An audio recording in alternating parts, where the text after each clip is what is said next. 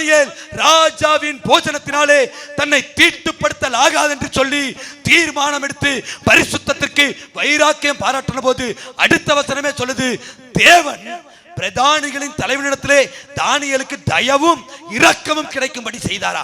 நம்ம பரிசுத்தத்திற்கு முக்கியத்துவம் கொடுத்தா தேவன் நமக்காக 2 மடங்கு கிரியை செய்ய வல்லமையுடையவராய் இருக்கிறார். யோபு தேவனுக்கு பயந்து பரிசுத்தமா ஜீவித்தான். ஆண்டவர் யோபுவையும் அவன் வீட்டையும் அவனுக்கு உண்டானவனை சுற்றி வேலை அடைத்தார். யோசேப்பு பரிசுத்தத்திற்கு முக்கியத்துவம் கொடுத்தான்.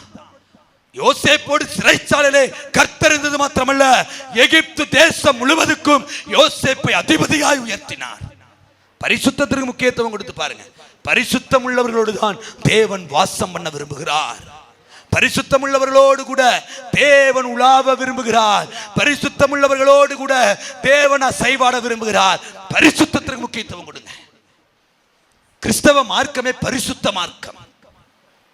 உலகத்திலே எந்த தெய்வமும் சொல்ல முடியாது, நான் பரிசுத்தர் ஆகையால் நீங்களும் பரிசுத்தராயிருங்கள் என்று சொல்லி உலகத்திலே எந்த தேவனும் சொல்ல முடியாது. சொல்லுவதற்கு பாத்திர ஆண்டவராகிய இயேசு மாத்திரமே.